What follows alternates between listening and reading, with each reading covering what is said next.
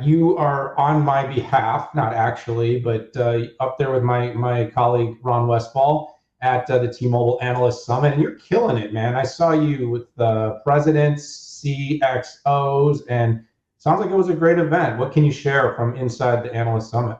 Yeah, so it's not over yet, and it's NDA day today, which is great because we got hit all the public stuff. So let me first say I am completely surprised how good the event was. Whether it's events, whether it's semiconductors, whether it's software, whether it's a service, V1s are never very good, okay? But T-Mobile absolutely knocked it out of the park. We had the event at their innovation lab.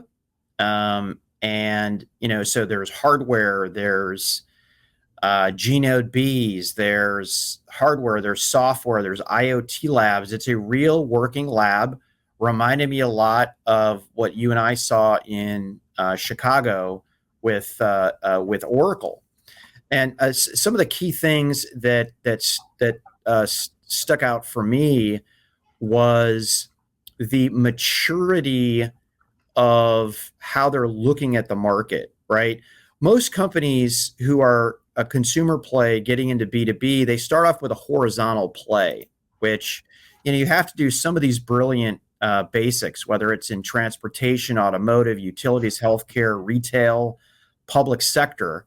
But they laid out a very compelling vertical strategy and offerings where they have pre-certified solutions, a combination of their network, hardware, software, on-prem services, and cloud services that I thought was really good. So, one example they did the drill down on was retail, right?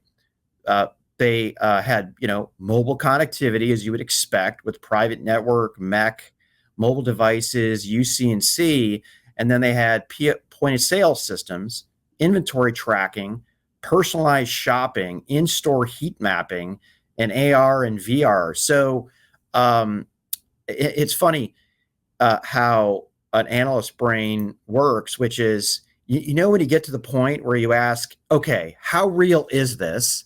Is this strategy, or is this actually happening right now?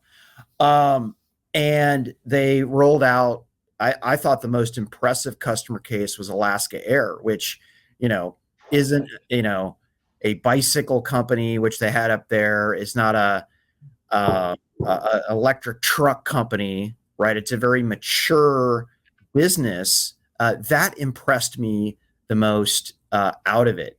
They have built a big channel network as well with everybody who you would expect, SIs, ISVs, everything. So super impressed.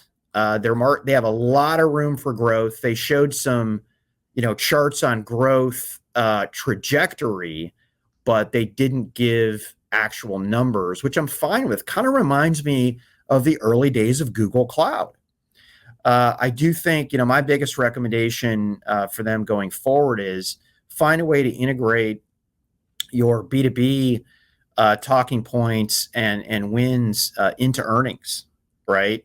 Talk a little bit more about it. And I do realize that there's a certain, revenue point that you have to get to make it interesting, but put a crawl chart in of new customers, net new customers, right? Anyways, gosh, I'm talking a lot. So I'm done. I'm writing up something on it. You can read it on Forbes next week. Well, Pat, first of all, I'm glad you carried a little bit of water on this one. Not being there, I didn't see what got announced, so I'm having to be a little bit dependent upon you and your takes, your hot takes here. One thing I guess I'll say about T-Mobile as a whole is, I can really remember that there was a point when you sort of saw the tides changing, and it kind of happened right before our eyes. This has been both as T-Mobile as a consumer company, when it was sort of in that Leger, the uncarrier moment.